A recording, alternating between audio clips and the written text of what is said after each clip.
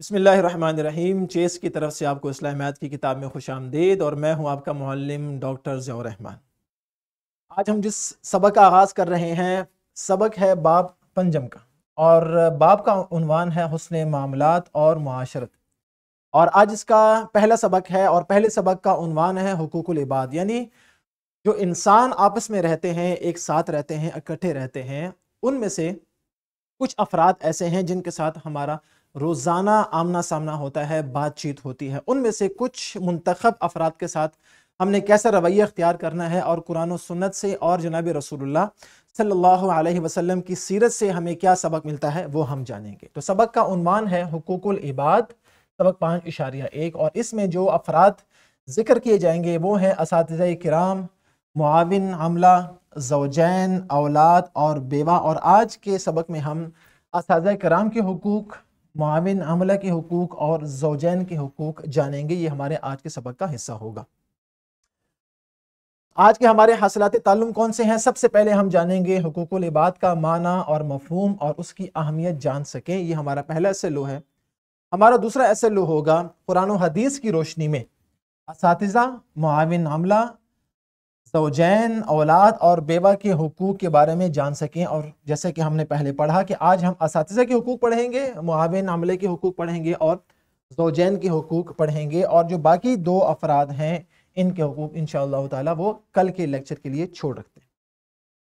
اور تیسرا ہمارا SLO ہوگا سیرت نبوی صلی اللہ علیہ وسلم، سیرت اہل بیت اطہار رضی اللہ تعالی عنہم اور سیرت صحابہ کرام رضی اللہ عنہم سے مذکورہ حقوق العباد کی پاسداری کی مثالیں سمجھ سکیں۔ یعنی جو آج ہم نے جن حقوق کی بات کرنی ہے ان کو ہم پڑھیں گے سیرت النبی کی روشنی میں، سیرت اہل بیت کی روشنی میں اور سیرت صحابہ کی روشنی میں۔ چند مثالیں بھی ہم جانیں گے تاکہ ہمارے لیے جو مشعل راہ ہیں ان کی سیرت کی روشنی میں ہم ان کے حقوق جان سکیں اور ان پر عمل کر سکیں، اور یہ ہماری صلاحیت بھی ہے کہ عملی زندگی میں انسانوں کی حقوق کی ادائیگی کرنے والے بن سکیں۔ تو چلتے ہیں اپنے سبق کا آغاز کرتے ہیں۔ سب سے پہلے ہمارا SLO کیا تھا؟ حقوق العباد کا تعارف اور اس کی اہمیت۔ یاد رکھیے بہت آسان سی بات ہے، اور یہ کنسیپٹ آپ پہلے بھی کئی بار پڑھ چکے ہیں، کلاس 3 سے آنورڈ یہ کنسیپٹ کئی بار آ چکا ہے، لہٰذا ہم اس پر زیادہ وقت نہیں لگائیں گے، صرف سرسری سا پڑھیں گے اور پھر اصل جو SLO ہے اس کی طرف جائیں گے۔ حقوق العباد کا تعارف۔ حقوق العباد کے اگر لفظ پر ہی غور کیا جائے تو ہمارے سامنے دو الفاظ آتے ہیں، ایک ہے حقوق اور ایک ہے عباد۔ حقوق جمع ہے حق کی، اور عباد یہ عبد کی جمع ہے جس کا معنی ہے بندے۔ تو حقوق جمع ہے کس کی؟ حق کی، اور عباد جمع ہے کس کی؟ عبد کی۔ حق جو کسی پر لازم ہوتا ہے اور کسی کے لیے لازم ہوتا ہے اسے کہتے ہیں حق۔ جیسے والدین کا ادب اور احترام اولاد کے لیے ضروری ہے، اولاد پر ضروری ہے اور والدین کے لیے کیا ہے؟ ضروری ہے۔ تو یہ والدین کا ادب اور احترام یہ کیا ہے؟ ان کا حق۔ اب آتے ہیں عبد کی جانب۔ عبد کا معنی ہے بندہ، اور اس کی جمع کیا ہے؟ عباد، جس کا معنی ہے بندے۔ اب دونوں کا معنی آپ ایک ساتھ کریں تو آپ کو معنی خود بخود سمجھ آ جائے گا کہ حقوق العباد کا معنی ہے بندوں کے حقوق۔ ہم یہ اچھی طرح جانتے ہیں کہ حقوق کی دو اقسام ہیں، ایک ہے حقوق اللہ، یعنی جن کا تعلق محض اللہ کی ذات کے ساتھ ہے، جیسے نماز اللہ کا حق ہے، حج اللہ کا حق ہے، روزہ اللہ کا حق ہے، اس کو واحد خالق، مالک اور رازق ماننا توحید جسے ہم کہتے ہیں، یہ اللہ کا حق ہے۔ تو وہ حقوق جو اللہ تعالیٰ کے ساتھ منسلک ہیں وہ ہیں حقوق اللہ، اور وہ حقوق جو انسانوں کے ساتھ منسلک ہیں وہ ہیں حقوق العباد۔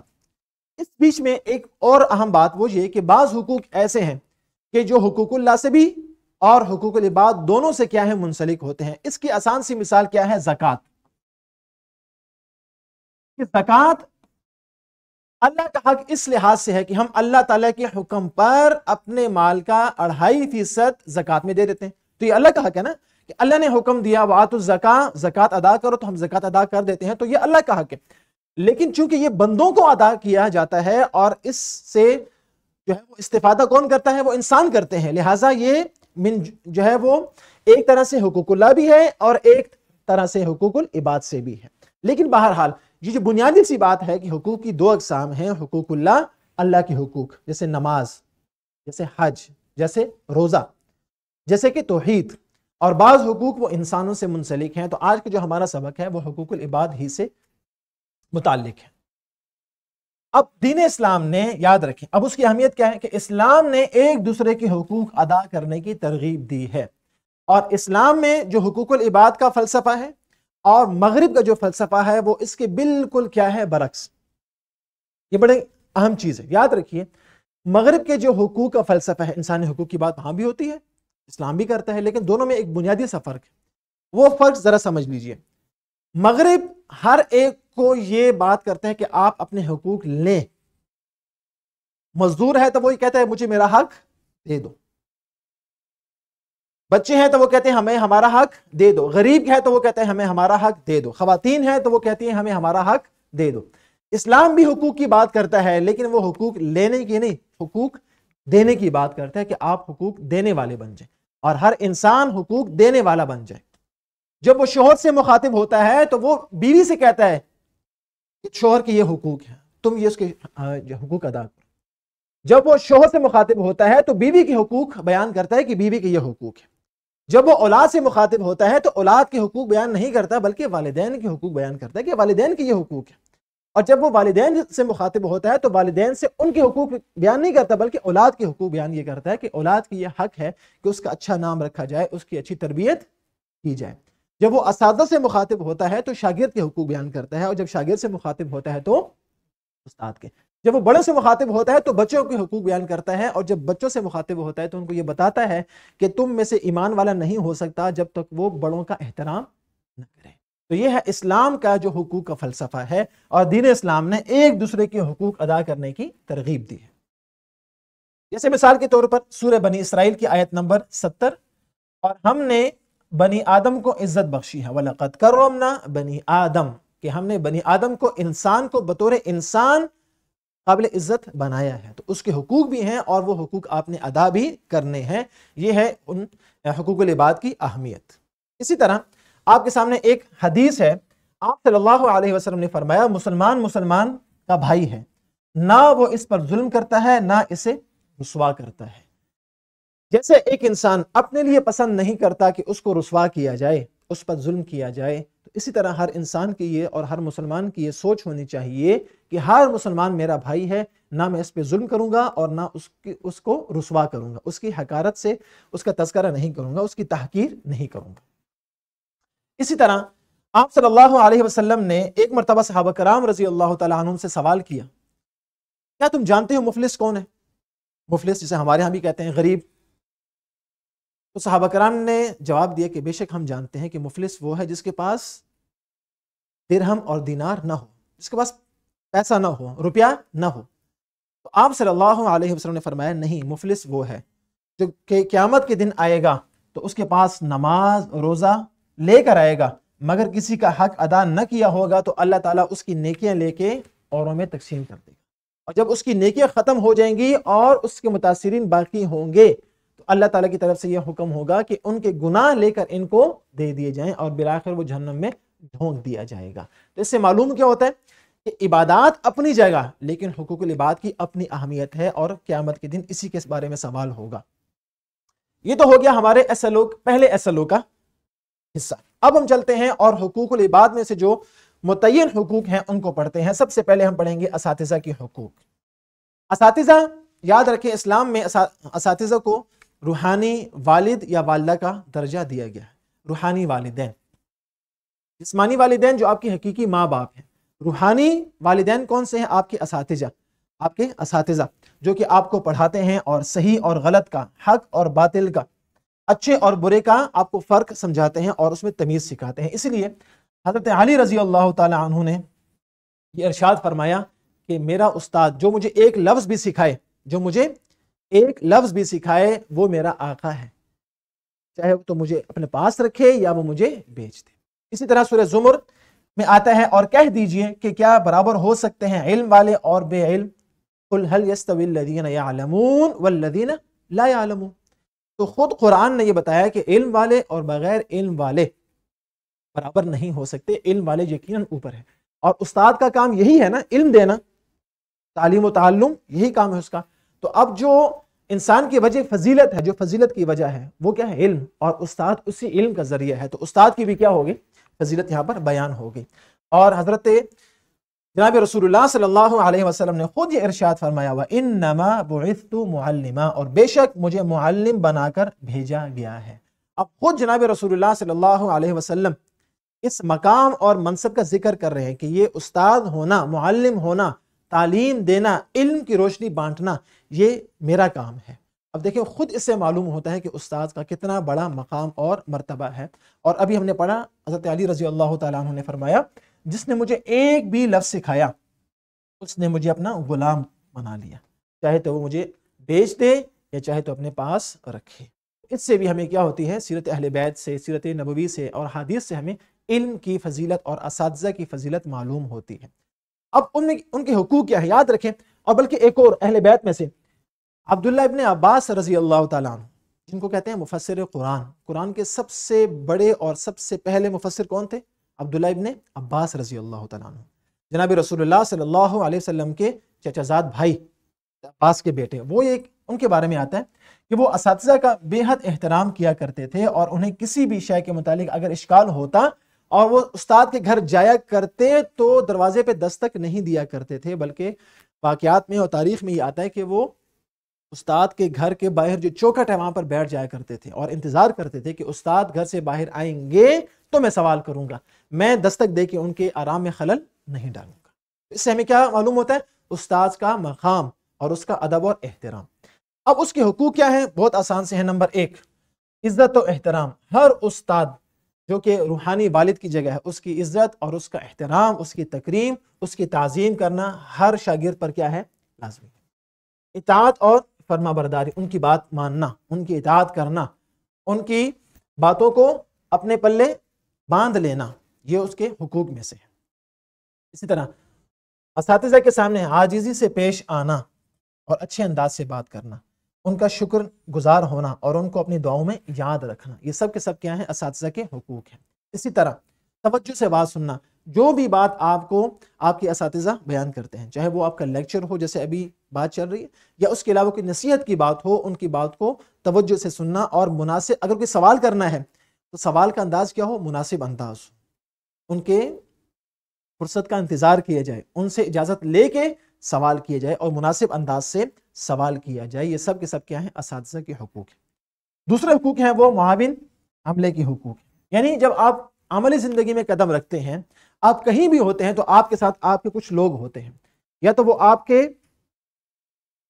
طرح ہوتے ہیں یا آپ کے ماتحت ہوتے ہیں۔ دونوں صورتوں میں اسلام نے ان کے کچھ حقوق بیان کیے ہیں کہ اگر آپ کے ماتحت کوئی عملہ ہے اور آپ ان کے ذمہ دار ہیں، نگران ہیں، تو ان کے بھی حقوق ہیں۔ اور اگر آپ اور وہ ایک ہی سیٹ پر ہیں، پوسٹ پر ہیں، ایک ہی پوسٹ ہے، تو آپ کے وہ معاون ہیں، تو ان آپ کے جو کولیگز ہیں، آپ کے جو معاون عملہ ہیں، ان کے بھی کچھ حقوق ہیں۔ وہ حقوق اسلام نے بیان کیے ہیں۔ یاد رکھیں کہ معاشرتی زندگی میں ہر فرد کو، کوئی فرد ایسا نہیں ہے جس کو دوسرے کی ضرورت نہ ہو۔ معاشرہ اور معاشرتی زندگی ایسے ہی پروان کرتی ہے کہ ہمیں ایک دوسرے کی ضرورت پڑتی رہتی ہے، اور ہماری ضرورتیں ایک دوسرے کے ساتھ کیا ہوتی ہیں؟ منسلک ہوتی ہیں، اور ہم ایک دوسرے کے ساتھ تعاون کرتے ہیں، تبھی تو معاون عملہ وجود میں آتا ہے۔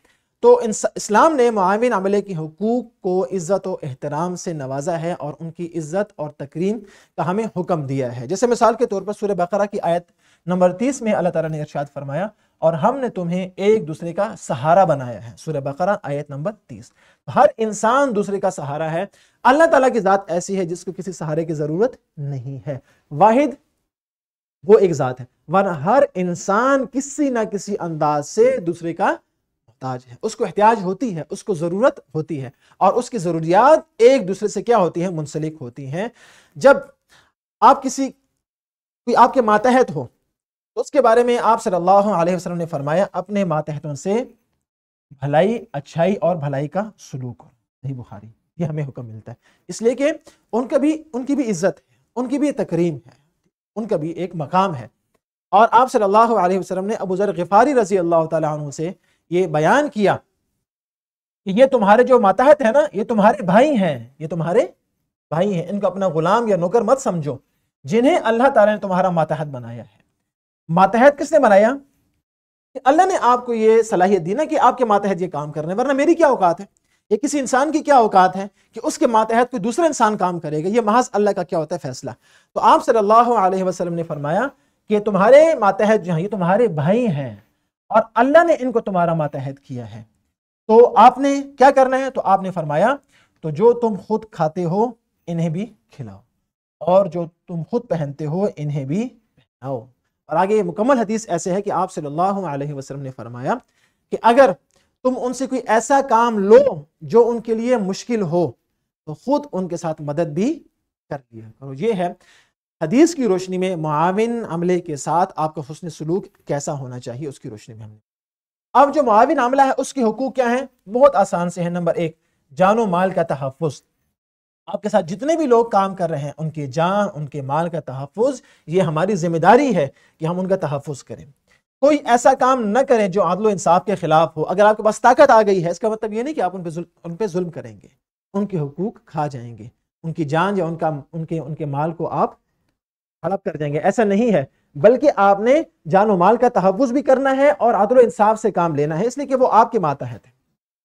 اسی طرح خوشی اور غم میں شرکت۔ اگر کوئی ان کی خوشی ہے، اچھی خبر ہے، یا خدا نہ خواستہ کوئی غم ہے تو ان کے ساتھ شریک ہونا اور حسن سلوک اور تعاون کرنا۔ حسن سلوک کیا ہے؟ جو ان کا حق بن رہا ہے آپ خوش دلی سے ان کو دے دیں اور تعاون کریں ان کے ساتھ۔ جو ان کا حق بن رہا ہے اس سے کچھ زیادہ دے دیں ان کو۔ جیسے آج کل کیا ہوتا ہے؟ بونس ہوتا ہے، بونس تنخواہ ہوتی ہے، ایک دن کی سیلری آپ ان کو زیادہ دے دیں، جتنی کی تنخواہ بن رہی ہے اس سے کچھ اضافی دے دیں، 500، 1000، 2000 جتنی اس کی سیلری ہے اس کے مطابق جتنی اللہ نے توفیق دی ہے اس سے زیادہ ان کو دے دیں اور حسن سلوک اور تعاون کر لیں۔ یہ معاون عملے کے حقوق میں سے ہیں۔ اسی طرح ان کی عزتوں کی حفاظت کرنا۔ کسی نے آپ کو یہ اختیار نہیں دیا، نہ اسلام نے نہ اللہ تعالیٰ نے، کہ آپ ان کو بے عزت کریں، ان کو قسم قسم کی باتیں سنائیں اور ان کو آپ سب کے سامنے رسوا کریں اور ان کی تحقیر کریں۔ اللہ تعالیٰ نے یہ منع کیا ہے، اور حدیث پاک میں آتا ہے کہ المسلم علی المسلم حرام دمہ ومالہ وعرضہ، کہ ایک مسلمان کی عزت دوسرے پر حرام ہے۔ کسی مسلمان کو یہ حق نہیں کہ وہ دوسرے کو بے عزت کرے، اس کی تحقیر کرے، اس کو رسوا کرے، ذلیل کرے۔ یہ عزت کا تحفظ اس کے حقوق میں سے ہے، اور اس کے معاشی حقوق کا تحفظ کہ جو اس کی معیشت بن رہی ہے اور اس کے ساتھ صلہ رحمی کرنا، یہ معاون عملے کے حقوق میں سے ہے۔ اب تیسرا وہ ہیں زوجین کے حقوق۔ زوجین سے مراد کیا ہے؟ بہت آسان، وہ ہے میاں اور بیوی۔ آئے آپ کو سمجھ آ رہی بیٹا ہمارے سبق کی؟ اور آپ سب کو آ رہی؟ ٹھیک ہے، شاباش۔ اب زوجین کیا ہے؟ زوجین سے مراد ہے میاں اور بیوی، ٹھیک ہے، شوہر اور بیوی، یہ ہے زوجین۔ یاد رکھیں اسلام نے کسی بھی معاشرے کی جو اکائی ہے، جو آغاز ہوتا ہے وہ کہاں سے ہوتا ہے؟ گھر سے ہوتا ہے نا۔ گھر سے محلہ، محلے سے پھر شہر، اور شہر سے پھر ملک بنتا ہے۔ تو جو خانگی ہے، جو آپ کی جو گھر کی زندگی ہے، اس میں زوجین کی حقوق کو اہمیت حاصل ہے۔ شوہر کے اپنے حقوق ہیں، بیوی کے اپنے حقوق ہیں، ان سے ہم صرف نظر نہیں کر سکتے کہ چونکہ شوہر کیا ہے کما کے لاتا ہے اس کے حقوق ہیں، بیوی چونکہ گھر میں ہوتی ہے اس کے حقوق نہیں، ایسا نہیں ہے۔ اسلام نے ہر ایک کو اس کے مقام اور مرتبے کے مطابق حقوق دیے ہیں۔ اولاد کے حقوق دیے ہیں تو بیوی کے حقوق نہیں ہوں گے، ٹھیک ہے، بے شک اس کے حقوق ہیں۔ اور زوجین کے حقوق کی وضاحت خود قرآن و حدیث میں موجود ہے، اس کی کئی مثالیں ہم پڑھیں گے۔ سب سے پہلی مثال کہ ایک گھر کا بنا رہنا اور اکٹھا رہنا اور اس گھر کو ٹوٹنے سے بچانا کتنا ضروری ہے، کہ جناب نبی کریم صلی اللہ علیہ وسلم نے فرمایا کہ حلال چیزوں میں ابغض المباحات عند اللہ الطلاق، کہ حلال چیزوں میں جو سب سے زیادہ ناپسند اللہ کو ہے وہ کیا ہے؟ حالانکہ طلاق دینا اختیار ہے مرد کا، حلال ہے، حرام نہیں ہے، لیکن فرمایا کہ جو مباح چیزیں ہیں ان میں سب سے ناپسندیدہ چیز اللہ کے ہاں کیا ہے؟ طلاق۔ کیوں؟ اس سے گھر ٹوٹتا ہے، اور گھر نہیں ٹوٹتا، خاندان ٹوٹتا ہے۔ خاندان نہیں ٹوٹتا، خاندان کئی گھر ٹوٹتے ہیں اور پورے 2 خاندان کیا ہوتے ہیں؟ اس سے متاثر ہوتے ہیں، اولاد اس سے متاثر ہوتی ہے، ان کا نقصان ہوتا ہے، میاں کا نقصان ہے، بیوی کا نقصان ہے، بچوں کا نقصان ہے، دونوں گھروں کا کیا ہے؟ نقصان ہے۔ اس لیے اسلام نے اس سب سے زیادہ ناپسند کیا اس بات کو کہ آپ کسی گھر کو توڑ کے رکھ دیں طلاق کی صورت میں یا خلا کی صورت میں۔ اسلام ہر طرح کیا کہتا ہے؟ آپس میں ایک دوسرے کے ساتھ حسن سلوک کا حکم دیتا ہے کہ آپ اکٹھے رہیں، اور یہاں تک کہ طلاق کے بعد بھی اسلام یہ حکم دیتا ہے کہ بیوی کا خرچہ جو ہے وہ شوہر کے ذمہ ہوگا ایک مخصوص وقت تک۔ اور بیوی کے حقوق کیا ہیں؟ سورۃ النساء آیت نمبر 19 میں اللہ تعالیٰ نے ارشاد فرمایا اور ان کے ساتھ بھلے طریقے سے پیش آؤ۔ اب دیکھیں اچھے طریقے سے پیش آنا یہ کیا ہے؟ بیوی کے حقوق ہے۔ ایسا نہیں کہ گھر میں بجا سختی کی جائے، بلا وجہ مار پیٹ کی جائے، بلا وجہ اس کو رسوا کیا جائے، بلا وجہ اس کے ساتھ گالم گلوچ کی جائے، یہ کسی شوہر کو اختیار شریعت نے نہیں دیا ہے۔ پھر ہاتھ اٹھانا اور مار پیٹ کرنا تو بہت دور کی بات ہے۔ جب عزت پر حملہ نہیں ہو سکتا، اس کو آپ الفاظ کے ذریعے سے آپ اس کو زخمی نہیں کر سکتے، آپ اس کو جو ہے وہ پریشان نہیں کر سکتے، تو پھر مار پیٹ تو بہت دور کی بات ہے۔ اس کا شریعت نے اختیار نہیں دیا، بلکہ شریعت نے کیا کہا؟ اور ان کے ساتھ بھلے طریقے سے پیش آؤ، یہ شریعت نے اختیار دیا ہے۔ اور مزید فرمایا کہ اور آپ صلی اللہ علیہ وسلم کی اگر ہم سیرت دیکھیں تو خود آپ صلی اللہ علیہ وسلم اپنی ازواج مطہرات کے ساتھ گھر میں کام کاج کیا کرتے تھے، گھر کے کاموں میں ہاتھ بٹایا کرتے تھے۔ اور جب حضرت خدیجہ کا انتقال ہوا تو جب بھی جناب رسول اللہ صلی اللہ علیہ وسلم نے ان کا ذکر کیا تو اچھے الفاظ سے ان کو یاد کیا۔